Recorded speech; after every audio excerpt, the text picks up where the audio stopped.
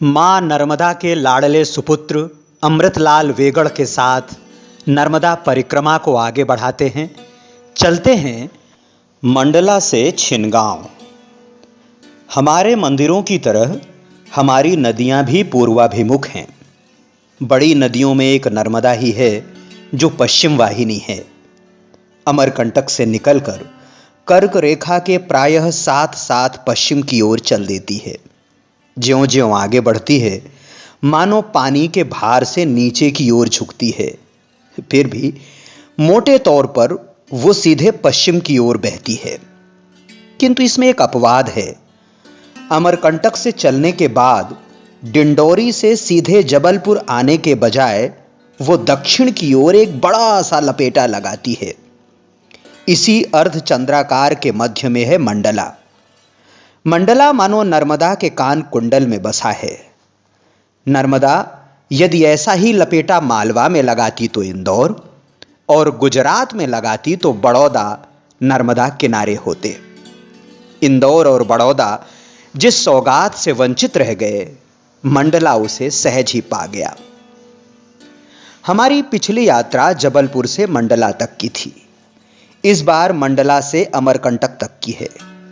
पिछली बार हम 4 थे, अब 2 हैं, यादवेंद्र और मैं। यात्रा पहले से 2 गुनी लंबी है और साथी आधे रह गए हैं। 10 अक्टूबर 1978 भोर वेला मंडला से निकल पड़े। रात एक गांव में बिताई। दूसरे दिन दोपहर को कछारी पहुंचे। नर्मदा की ऊंची कगार पर कृषक पति पत्नी बैठे थे। हम उनकी ओर बढ़े तो स्त्री ने हांक लगाई, जूते उतार कर चलो महाराज। हमने चप्पल उतार ली। उनके पास जाकर बैठे। हमारी यात्रा के बारे में जानकर खुश हुए। दोनों ने कहा, आज यहीं रुक जाइए। मैंने कहा, दिवाली तक अमरकंटक पहुंचना है, जितना आगे बढ़ जाएं उतना ही अच्छा। पति ने कहा, तब आप बक्सेरा में रुकिए, वहां मेरा साढ़ू भाई रहता है, नाम है मनसुख, उसी के यहां ठहरिए। आज दशहरा है, दशहरे का जुलूस देखने मेरी स्त्री मंडला जा रही है, उसी के साथ जाइए। आधी दूर तक आप दोनों का रास्ता एक है, आगे का रास्ता वो बता देगी। घरोबा हो गया तो मैंने स्त्री से पूछा, आपने हमें जूते उतारने के लिए क्यों कहा था? वहां हमारा खलिहान है। खेत खलिहान लक्ष्मी होते हैं, वहां जूते पहनकर नहीं चलते। सुनकर कितना अच्छा लगा। वो बात भी करती जा रही थी और सजती भी जा रही थी। पहले पायल पहनी, बड़ी देर तक मांग निकाली, बड़े मनोयोग से सिंदूर का टीका लगाया, फिर निकाला पाउडर। इस सुनसान में पाउडर का डिब्बा देखकर मैं हैरान रह गया। भभूत की तरह पोता। पहले उसकी त्वचा के ताने बाने भले लग रहे थे, अब पाउडर की मोटी परत में खो गए। सौंदर्य की उपासना हमें कई बार असुंदर की देहरी पर ला देती है। बक्सेरा में मनसुख को उसके साड़ू भाई का राम राम कहा तो वो चकित रह गया। सारी बात बताई तो उसने खुशी से अपने यहां ठहरा लिया। रात को सोए तो सिरहाने के पास मुर्गियों का डेरा था। सोचा सवेरे उठने में सुविधा रहेगी। ऐसी प्राणवान अलार्म घड़ी और कहां पाऊंगा। यहां से मोहगांव, यहां सामने से बुढ़नेर नर्मदा में आ मिली है। किनारे पर एक बाबा थे। मैंने उनसे पूछा, जब यहां इतनी ठंड पड़ रही है तो अमरकंटक में पता नहीं कितनी ठंड होगी। उन्होंने कहा, अमरकंटक तो बद्रीनाथ का टुकड़ा है। नर्मदा के किनारे किनारे आगे बढ़े। कई जगह तो खाने की धार पर चलने जैसा था, कहीं घनी लतर पतर। समझ में नहीं आता था कि किस लतर को पकड़ें और कहां से। जैसे तैसे मानोट पहुंचे, वहां से लिंगा। रात्रि विश्राम भगत जी के घर रहा। सुबह जमीन पर बिछे टेढ़े मेढ़े धुआरे फीते को देखकर मैं समझ गया कि यह धुआं नहीं, भाप है, और जहां जहां भाप है नीचे नर्मदा है। सुबह के धुधलके में भाप की चादर ओढ़े सोई नर्मदा बड़ी मोहक लग रही थी। लिंगा घाट में पश्चिम वाहिनी नर्मदा थोड़ी देर के लिए पूर्व वाहिनी हो गई है, इसीलिए इसकी धारा को यहां सूरजमुखी धारा कहते हैं। नर्मदा में ऐसे स्थान बहुत कम हैं। लिंगा से एक सन्यासी का साथ हो गया। एक चादर और मिट्टी के एक पात्र के अलावा और कुछ नहीं रखते थे। रास्ते में बातें होने लगी तो कहने लगे, अच्छा ये बताइए स्वाद किस में है, जीभ में या गुलाब जामुन में? मेरे अनुरोध पर जवाब भी उन्होंने ही दिया।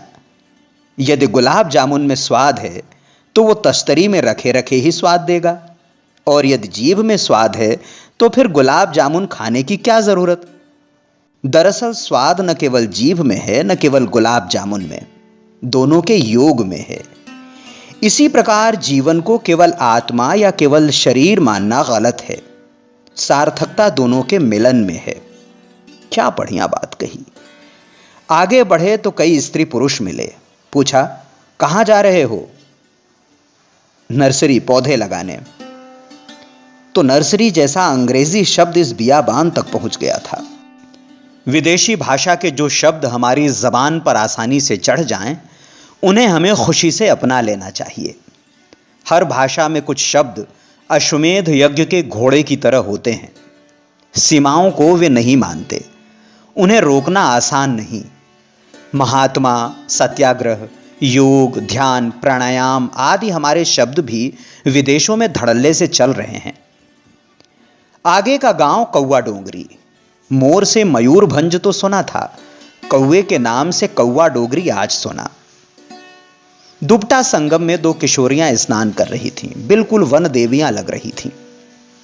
आगे संगम के निकट ऊंची कगार पर उनके माता पिता बैठे थे।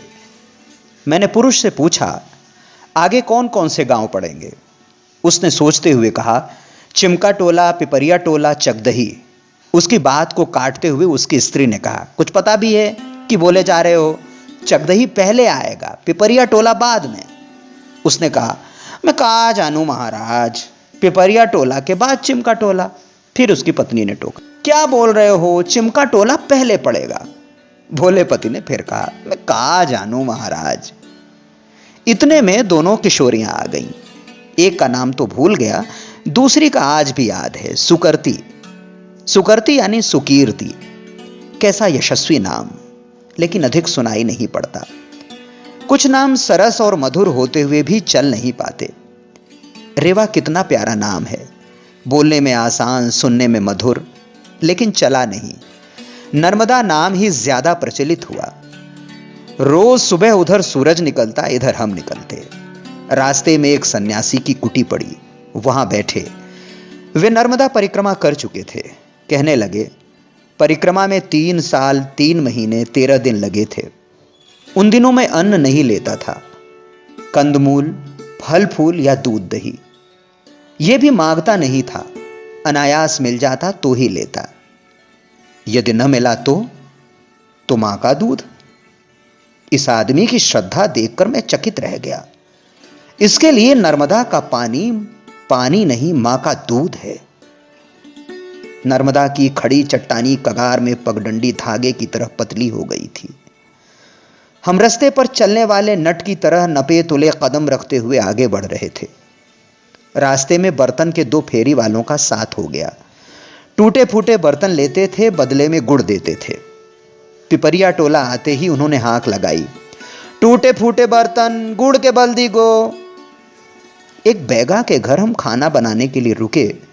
शुरू में तो उसके परिवार के लोग हमसे सहमे सहमे रहे, किंतु ज्यों ही यादवेंद्र ने स्टोव चालू किया तो पहले बच्चे आए, फिर स्त्रियां आ गईं। ऐसा चूल्हा तो उन्होंने पहले कभी नहीं देखा था। दर्शकों के विस्मय से उत्साहित होकर यादवेंद्र भी अपने पैतरे दिखाने लगा। कभी आंच को धीमी करता तो कभी तेज, कभी पिन से लौ ठीक करता तो कभी पंप से तेजी से हवा भरता। उसके हर करतब पर भीड़ चकित रह जाती। मदारी जिस तरह बंदर को नचाता है, उसी तरह स्टोव को नचाकर यादवेंद्र ने उस बैगा परिवार का पर्याप्त मनोरंजन किया। शाम को खापा पहुंचे। फेरी वाले आगे निकल गए, सन्यासी पीछे रह गए थे। हम आश्रय की तलाश में थे कि एक लोहार ने हमें अपने यहां ठहरा लिया। मैंने भी सोचा, इस ठंड में लुहार के घर से बढ़कर रैन बसेरा भला और क्या हो सकता है। भट्ठी के पास ही सोए। रात को जो भी उठता कोयले डालकर धौंकनी चला देता। सुबह आगे बढ़े। रास्ते में मैं एक जगह सुस्ताने बैठा। बैठते ही उछला। एक लाल चींटे ने डंक मारा था। गलती मेरी थी, मुझे ही देखकर बैठना था। सोचा, अब जब भी बैठूंगा नीचे देखकर बैठूंगा। जब दो पगडंडियां आती तो हम असमंजस में पड़ जाते। सुनसान इलाके में किससे पूछते। डोकर घाट के निकट सामने जो पगडंडी थी वो अस्पष्ट थी।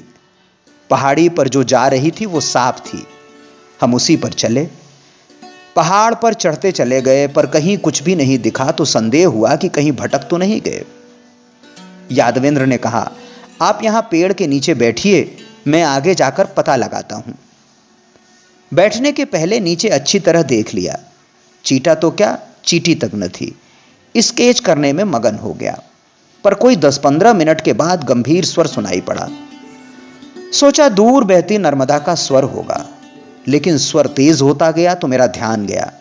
सामने तो कुछ नहीं था, पर ज्यों ही ऊपर देखा तो मेरे छक्के छूट गए। मेरे सिर पर मधुमक्खियों का झुंड मंडरा रहा था। मैं सिर पर पैर रखकर भागा। थोड़ी देर और हुई होती तो वीर गति को प्राप्त न भी होता तो भी दुर्गति अवश्य होती। जिस पेड़ के नीचे बैठा था उसमें मधुमक्खी का खासा बड़ा छत्ता लगा था। गांठ बांध ली कि अब बैठने के पहले नीचे भी देखूंगा और ऊपर भी देखूंगा। वो पगडंडी जंगल को जाती थी, इसलिए वापस नीचे उतरे। कुछ दूर झोपड़ियां दिखाई दे रही थीं। वहां से पगडंडी मिल गई। सिलगी नदी को पार करके आगे बढ़े। वहां नर्मदा तट के भीमकाय अर्जुन वृक्षों को देखकर चकित रह गए। आगे एक बाबा जी की कुटी पड़ी। वहां से सन्यासी का फिर साथ हो गया। कुटरई में पटेल के घर रहने की व्यवस्था हो गई। बैठे ही थे कि आवाज सुनाई दी, टूटे फूटे बर्तन गुड़ के बल्दी गो। फेरी वाले भी आ पहुंचे। आज शरद पूर्णिमा थी, चंद्र के राज्याभिषेक की रात। लेकिन इस वीरान इलाके में टुइयां से गांव में किसी ने इसका उत्सव नहीं मनाया। न भजन मंडली, न गीत संगीत। मैं अकेला ही चांदनी में नहाता रहा। देर तक चांद को निहारता रहा। मुझे वो दुर्गा प्रतिमा की तरह जान पड़ा। विधाता इसे आहिस्ता आहिस्ता करके 14 दिनों में गढ़ता है। 15वें दिन इसमें प्राण प्रतिष्ठा करता है। फिर अमावस्या को इसे नीले गगन में सिरा देता है। सर्जन विसर्जन का यह क्रम निरंतर चलता रहता है। पौ फटते ही चल पड़े। शाम होते ही जैतपुरी पहुंचे। डूबते सूरज की मायावी किरणों से आलोकित छोटा सा गांव। गांव के पटेल ने सोने के लिए एक कमरा दिया, लेकिन सन्यासी पैरा बिछाकर बाहर सोए। हमें घर के अंदर कंबल में ठंड लग रही थी।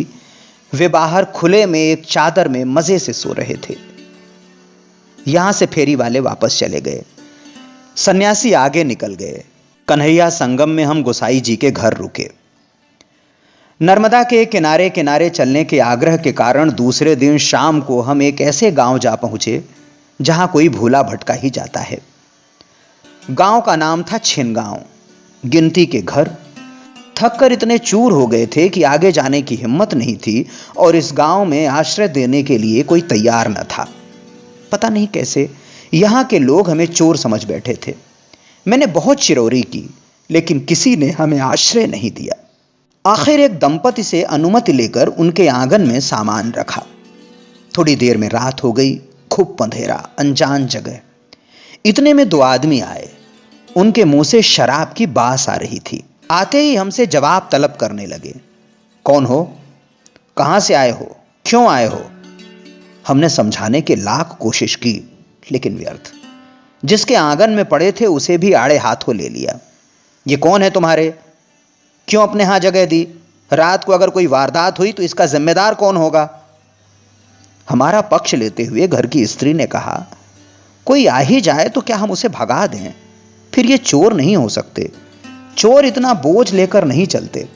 चोर दिन को आकर टोह ले जाते हैं, फिर रात को चोरी करने आते हैं। ये बेचारे तो शाम को आए हैं और जब से आए हैं कहीं नहीं गए। लेकिन जो नशे में हो, कोई उसे क्या समझाए। धीरे धीरे और भी लोग आ गए। उन शराबियों ने ऐसा माहौल बना दिया कि सभी को यह विश्वास हो गया कि हमारे गांव में 2 शातिर चोर आ गए हैं और आज रात सावधान नहीं रहे तो किसी के भी घर चोरी हो सकती है।